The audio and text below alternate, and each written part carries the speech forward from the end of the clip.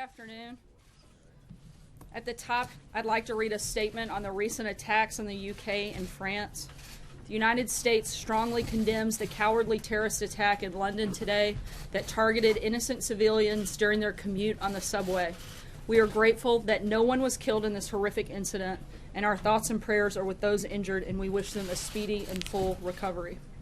We are aware of the arrest that took place in Paris following the attack on a counterterrorism soldier, and we are thankful that the soldier was not seriously injured. We are also aware of the attack in Burgundy, and our thoughts are with those wounded in that incident. France is our oldest and one of our closest allies, and we will certainly provide any support to their investigations that they request. Looking ahead to the next week, the President and key members of his foreign policy team will be in New York City for the United Nations General Assembly. Here today are National Security Advisor H.R. McMaster and United States Representative to the UN, Nikki Haley, who will walk you through the meetings and other events of next week and then take some of your questions. As always, I'll be up afterwards to answer questions, unless, of course, you guys want to give me a free pass since it's Friday. And with that, I'll turn it over. Thanks. Good afternoon, everyone. I also want to begin by acknowledging the horrific attacks in Europe. The United States, of course, stands in solidarity with the people of the United Kingdom and France. We will continue to work tirelessly with our partners to prevent attacks. And, of course, the United States remains committed to defeating terrorist organizations as well as their evil ideology. The President has been unambiguous here, energizing our Defeat ISIS campaign and calling on Muslim-majority nations to combat extremism and to end financing of terrorist organizations. We will defend our people and our values against these cowardly attacks, and we will always stand with countries around the world that do the same. Now, I want to turn to President Trump's trip next week to attend the 72nd United Nations General Assembly. The President's consistent message across all of his engagements throughout the week will emphasize three goals common to all nations who will be gathered there. First, to promote peace. Second, to promote prosperity. And third, to uphold sovereignty and accountability. A peaceful world depends on the contributions of all nations. We must share responsibility for international security while each country protects the security of its own people. Prosperity is also a shared responsibility. The President looks forward to furthering economic cooperation, investment opportunities, and new business ties with other governments and businesses across the world. As always, this administration's ironclad commitment to free, fair, and reciprocal trade and access to markets will be the bedrock of our economic talks. Sovereignty and accountability are the essential foundations of peace and prosperity. America respects the sovereignty of other countries, expects other nations to do the same, and urges all governments to be accountable to their citizens. That accountability is broken down in places such as Venezuela and Syria. And we also see today revisionist powers who are threatening the sovereignty in the greater Middle East, Eastern and Southern Europe, and in East Asia. Now let me quickly run through the President's schedule. On Monday, the President will join senior UN leadership and the leaders of more than 120 other nations to discuss reforming the institution. The President will express support for Secretary General Guterres' reform efforts. The United Nations, of course, holds tremendous potential to realize its founding ideals, but only if it's run more efficiently and effectively. That day, the President will also meet with the leaders of France and Israel, two of America's closest allies. While their conversations will be wide-ranging, we expect that Iran's destabilizing behavior, including its violation of the sovereignty of nations across the Middle East, to be a major focus. Monday evening, the President will host a working dinner with Latin American leaders. He's looking forward to discussing the crisis in Venezuela, as well as our increasingly strong economic ties, shared goals for elevating the prosperity of our peoples, and the extraordinary success of like-minded Latin American nations in recent decades. The President's Tuesday morning speech to the General Assembly will emphasize the need for states to promote peace and prosperity while upholding sovereignty and accountability. as indispensable foundations of international order. He will urge all states to come together to address grave dangers that threaten us all. If nations meet these challenges, immense opportunity lies before us. Later that day, the President will have lunch with UN Secretary General Antonio Guterres, meet with this year's General Assembly President, Mr. Miroslav Lajčák of Slovakia, and meet with the Emir of Qatar. In the evening, he will host a traditional diplomatic reception. On Wednesday, the President will meet with the leaders of Jordan, the Palestinian Authority, the United Kingdom, and Egypt. He will host a working luncheon with African leaders to discuss how the United States can help African nations develop their economies, address urgent challenges, and strengthen security relationships and economic relationships between our nations. Finally, on Thursday, the President will meet with the leaders of Turkey, Afghanistan, and Ukraine. The latter two countries in particular have suffered direct and persistent attacks on their sovereignty in recent years. He will also host a lunch with the leaders of South Korea and Japan. As Kim Jong-un's most recent missile launch demonstrates, North Korea remains one of the world's most urgent and dangerous security problems. It is vital that all nations work together to do our utmost to solve that problem. With that, I'll turn it over to Ambassador Haley. Thank you very much. And I will tell you that next week is not going to be short on topics. I think, first of all, we can all say it is a new day at the UN. The UN has shifted over the past several months. It's not just about talking, it's about action. The members are starting to get used to act, whether it's Security Council resolutions, whether it's with UN reform, whether it's with peacekeeping. We're starting to see a lot of changes at the UN. They are all anxious to see what the U.S. delegation looks like next week. And I think they will be heavily impressed with the fact that we have the President, the Vice President, the Secretary of State, many members of the National Security Council coming to really show the U.S. strength that we have in the world. And I think obviously this will be the first time that the President has addressed the General Assembly. They're all very anxious to hear what he has to say, and I think that he will make quite an impact in terms of all of the issues that we're dealing with. We have three events that will be extremely important. First, the President will highlight the UN reform event. It is very, very important. We've got a massive reform package being led by the Secretary General that really streamlines not just the processes but also the budget as it goes forward and makes the UN much more effective. We basically have the President headlining a UN reform effort which would really support the Secretary General. But the impressive part is we asked other countries to sign on to their support of reform, and 120 countries have signed on and will be in attendance. That's a miraculous number. The Vice President will be doing two very important briefings. He's going to do one on Human Rights Council. Now more than ever, human rights matters. We say all the time, if a government doesn't take care of its people, bad things will happen. And I think we're seeing that in multiple places, and that's all the reason why the Human Rights Council really needs to be effective. We have offered reform. I think the Vice President will go and not only support the reform, but talk about why it's needed and the areas that are really needing to be addressed when it comes to human rights. The second one he's going to do is on peacekeeping. And in the last several months, we have taken every peacekeeping mandate and changed it. Basically, we have saved $500 million in peacekeeping, but before anyone thinks that's a travesty, basically the way they handled peacekeeping in the past was if there was a challenged area, they would throw more troops at it. But they didn't see if the troops are trained or give them the equipment to do their job.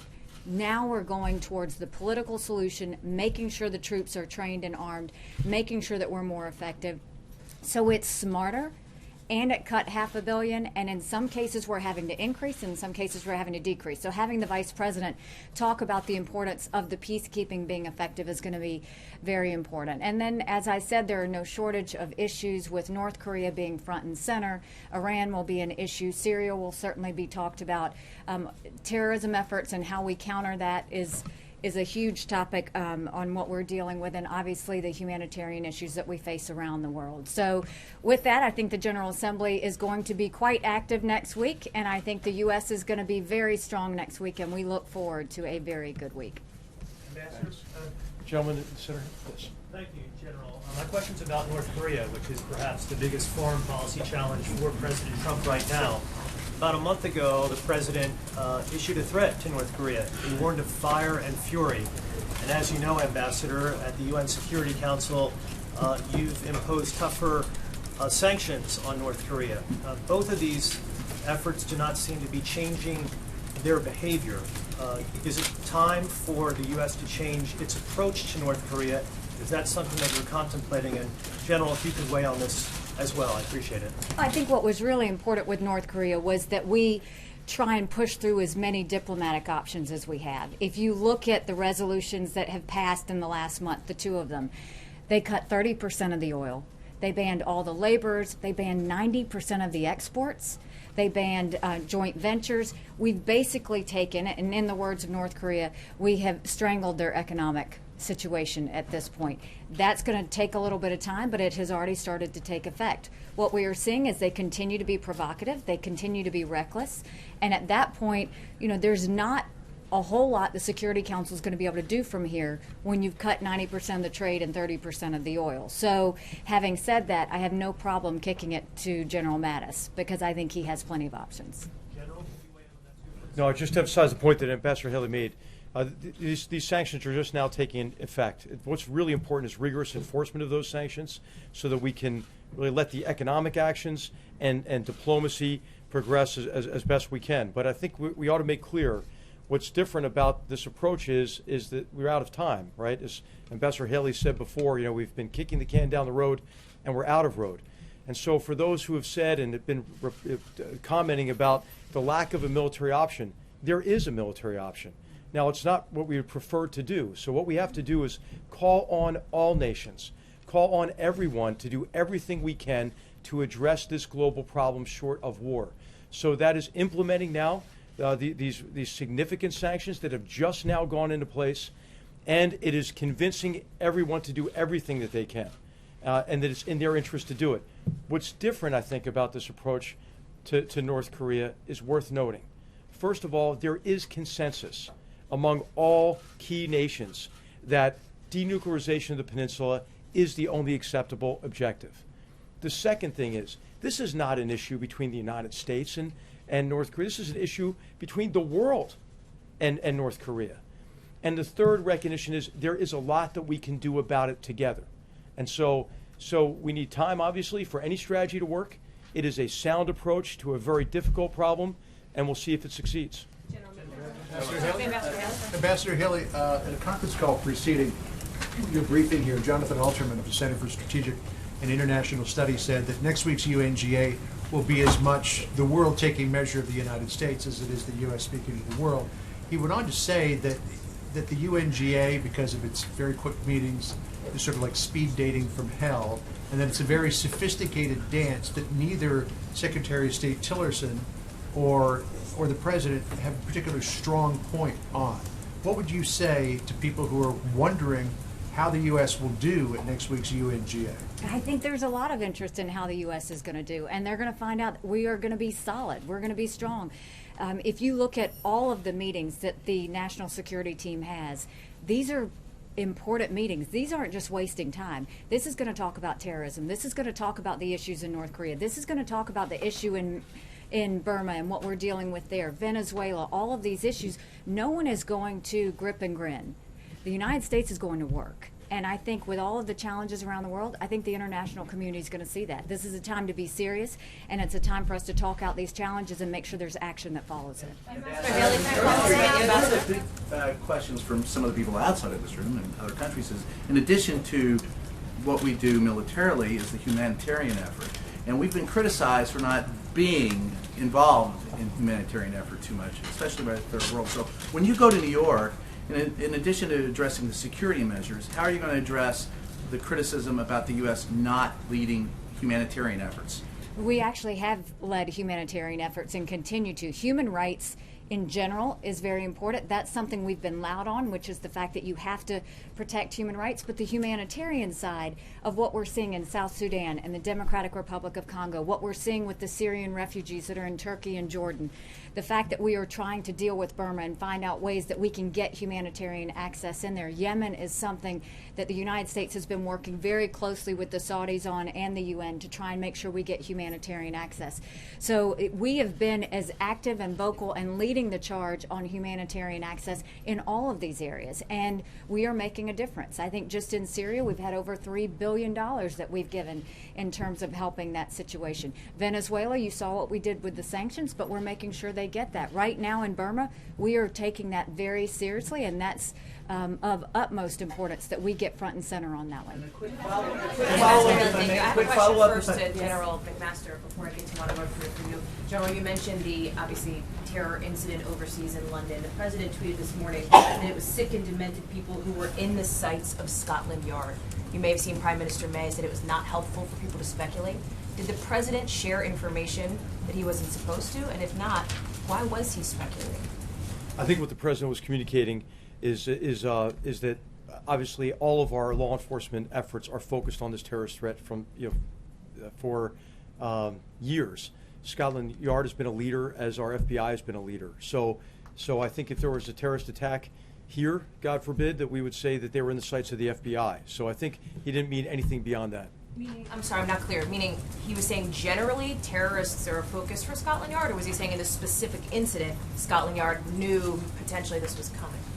I think he means generally that this kind of activity is what we're trying to prevent. And so these organizations that are responsible for it, whatever comes out of this investigation, that remains to be seen.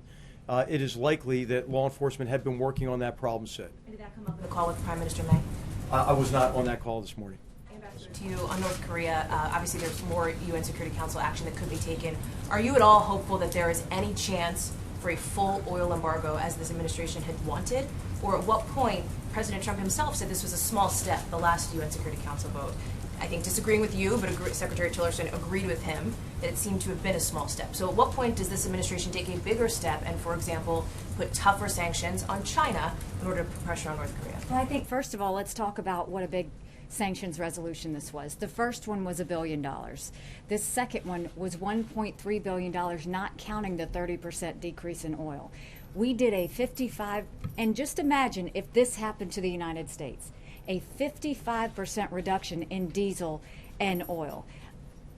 Overall ban of natural gas, overall ban of any substitutes, overall ban of textiles, stopping the laborer program, which we call as modern day slavery, stopping all joint ventures so foreign investment goes in there. We have cut off now 90% of trade going into North Korea, and they are saying that this was strangling. So, you know, whether some believe it's big or small, I think what the president's saying is this is just the beginning of what we can do. So it's going to be, by the time we get going on this, if we have to go further, this is going to look small compared to what we do. But no, it was a massive sanctions bill. And I think the fact that we had a 15-0 record and you have China on board and Russia on board, I think that's very important. We've cut 30% of the oil. Is there more you can do? There's always more you can do. But then you get into the humanitarian aspect of it, which is at what point are you going and actually hurting down to the people of North Korea. But we will always explore all options that we have. Yes, in the red.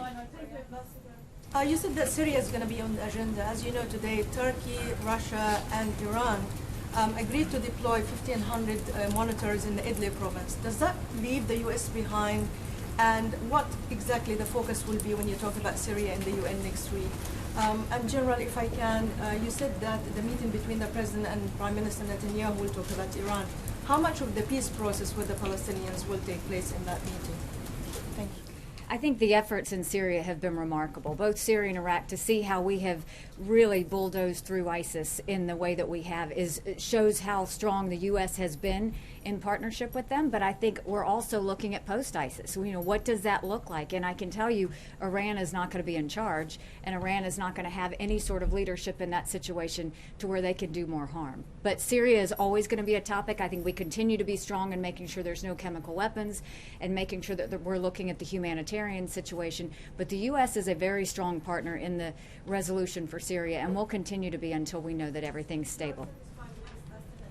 That does not include the U.S. Well, I think we're not going to be satisfied until we see a solid and stable Syria, and that is not with Assad in place. But what we are going to do is continue to be very effective and be a part of that process so that we get to a resolution. Yeah, I'll just say that, of course, the president will talk about the prospects for a lasting peace between Israel and the Palestinians, among a broad range of regional issues, with really all of the leaders he's meeting during the week. Yes, sir. Ambassador, two quick questions. The first one is the fact that President Putin and President Xi Jinping won't be there. Will it have an impact on what the outcome of whatever you'll discuss on Syria and North Korea? In general, you've been insisting a lot on the respect of sovereignty. Wouldn't an investment in peacekeeping mission be part of getting involved and having this stronger impact on this? I do think that it's still going to be strong and have an impact because you've got two very strong foreign ministers from Russia and China that are going to be there. And the idea that we're going to be talking about Syria and North Korea and Iran and all of those other things, I think it'll be serious discussions. And I think the fact that President Xi and President Putin couldn't be there is not going to change the effect of what the talks that we have next week. Going to show up? That's their choice to not show up. Yeah, I would just add on to say the UN General Assembly is not a substitute for bilateral relationships with any nations. And as you know, the president's been working very closely, especially with President Xi, on this common problem and this world problem of North Korea. So those discussions will continue, and they'll continue in the context of multilateral engagements, but also in context of our bilateral relationship with China. Back in the back. Thank you, Madam Ambassador. General, a question regarding etiquette. In the past, presidents have copiously avoided certain world leaders. A decade ago, President Bush avoided President Ahmadinejad when he was at the opening of the UN. Will the president speak to President Maduro at all when he is there? Yeah, I think it's unlikely that he'll speak with President Maduro. As you know, the United States designated President Maduro after he victimized his own people, denied them their rights under his own constitution.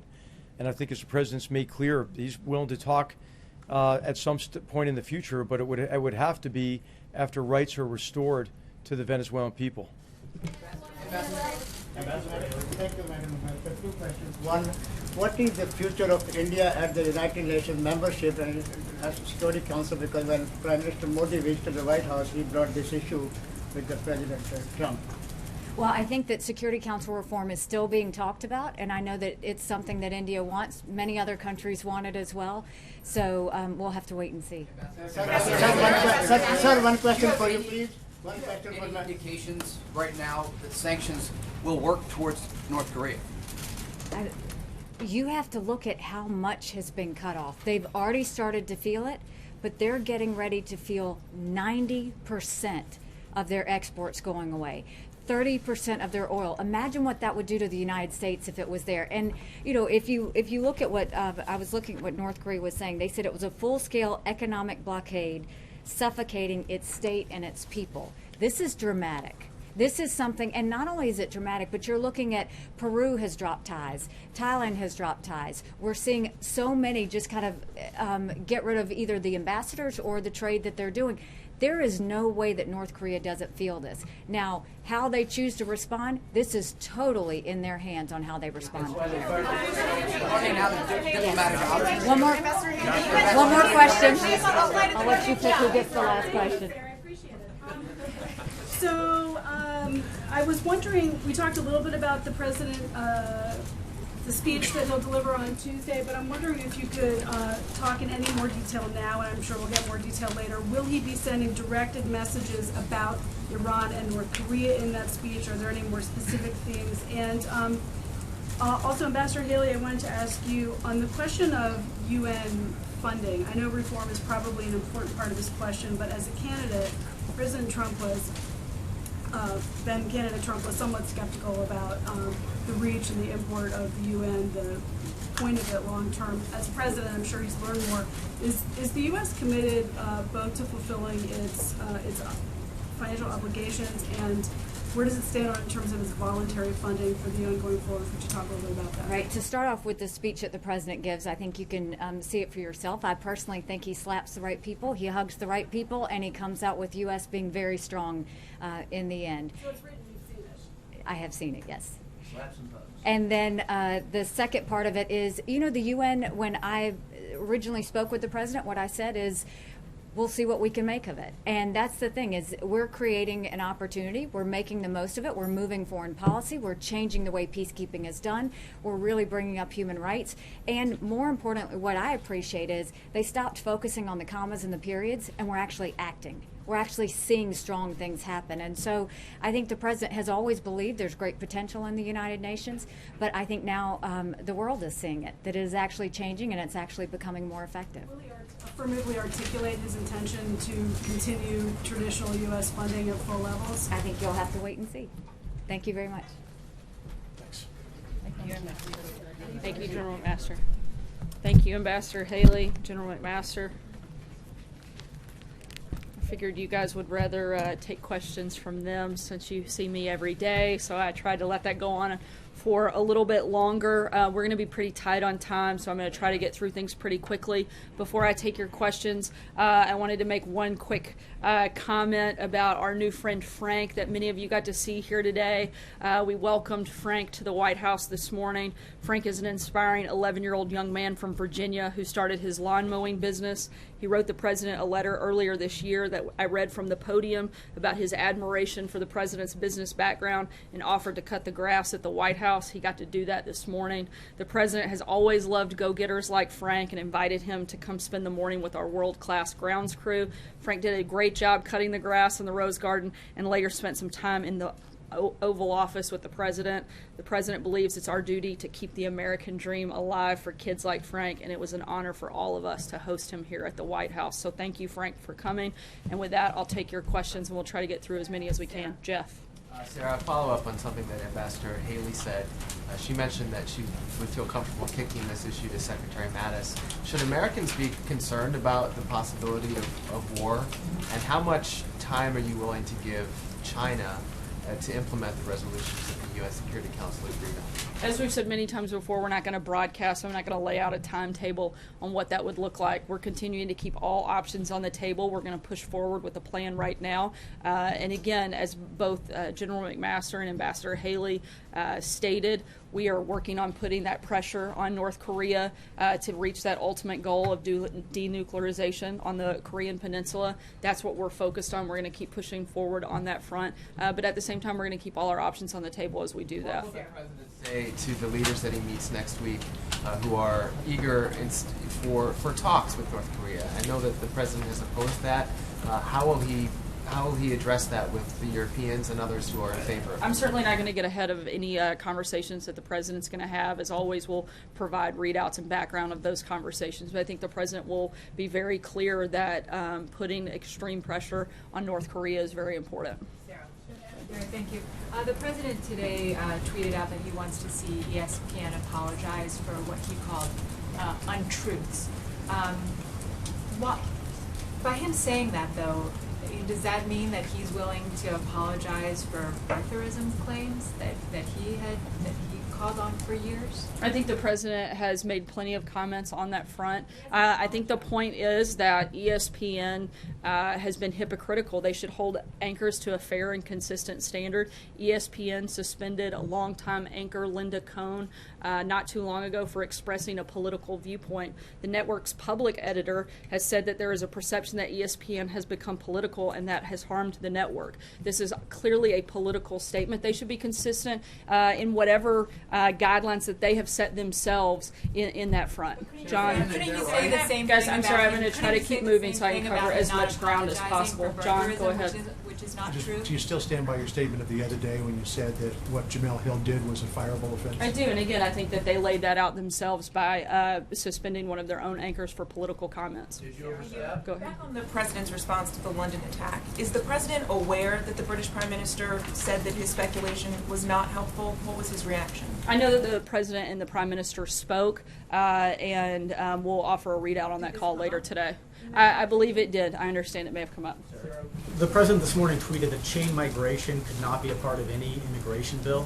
What did he mean by that? The president is focused on making sure that in the efforts of these ongoing conversations between both Democrats and Republicans, that we deliver on responsible immigration reform. He wants to help American workers and families. No deal has been reached on this process. He supports making an agreement on DACA, but that would have to include massive border security and interior enforcements. The president continues to push for those things. He's still 100% committed to the wall, and we're going to be laying out what our specific priorities and principles are in that front over the next 7 to 10 days, and we'll make sure that you guys are all part of that. David? That he laid out, chain migration, this is referring to the idea that people given status in a bill could not then sponsor relatives later for immigration status.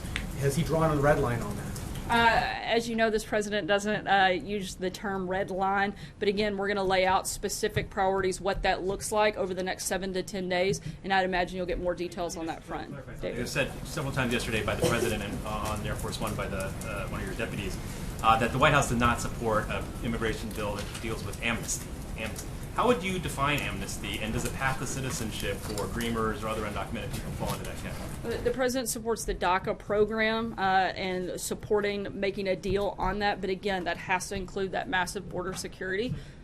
That could include a path to citizenship. The DACA is deferred deportation, as you know, enshrining that in the law. The whole definition says deferred, so I think that takes away the idea of the permanent piece. When the idea of DACA, literally the definition of it is deferred action, meaning it's not a permanent process. You do support, so you don't support the path to citizenship. Is that what you're saying? Again, we want to have these conversations. We're going to lay out exactly what those principles look like over the next 7 to 10 days. Right now, our goal, our focus is making sure that that program gets taken care of, with also coupling that with massive border security, interior enforcement, some of the specific things that we'd probably like to see into sanctuary cities, expedited removal, more immigration judges, supporting things like the RAISE Act. Those are things that you'll see us focus on and talk more about in the coming days. Hallie?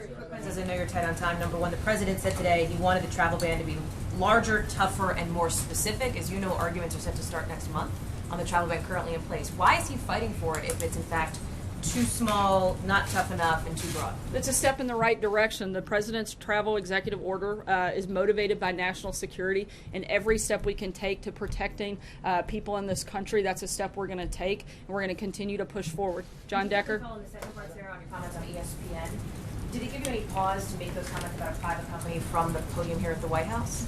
I wasn't being talked about a private company, but an individual. John Decker. Thank you, Sarah. That's better.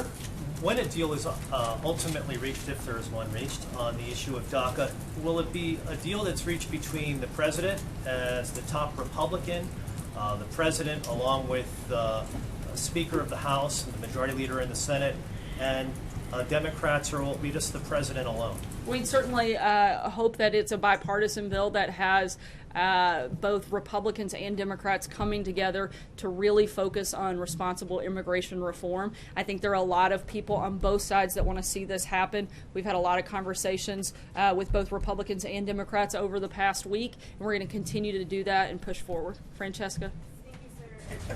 A question, but a quick clarification on the ESPN matter. You had said it was a fireable offense. That's being interpreted as saying that she should be fired. Are you or the president saying that she should be fired? That's not a decision that I'm going to make. That's something for ESPN to decide. Again, I was asked about that. I think it is a fireable offense based on the standard that ESPN has set themselves by saying that people that go too far and make political comments have been suspended from their own network. I think that is a consistency that they should probably focus on. Margaret? To a private company. Margaret, Hallie, I've already taken a question from you. Clarify that, and I know you have, and I appreciate that, but you said it was an individual, not a private company. I'm just asking you to be respectful to your colleagues so that I can get around the room. I've got about 2 minutes left. Go ahead, Margaret. You haven't answered it. Could you? I'll yield if you want to answer. Go ahead. Thank you. And this will be the last question since we're tied on. Can we do schedule before the end? That's all. Well, right. I wanted to ask. I don't want to take Margaret's question away. I'll call in that clarification, Sarah, because you said you don't have advice for a private company. yet you're giving advice to ESPN. I And said so it's just not wanted my to- decision to make for a private company. I was asked specific about that individual. I made a comment. I stand by it. I think ESPN needs to stand by the standard that they have set in the own actions that they've taken about previous employees. I really don't have much else to add on that front. Margaret. Scheduling purposes, the UN stuff starts Monday, and that briefing's over, but can you walk us through the president's schedule? Is there anything we should listen for in the speech this afternoon? Can you talk about whether he's doing anything kind of policy related or meeting with anyone interesting at Bedminster over the weekend?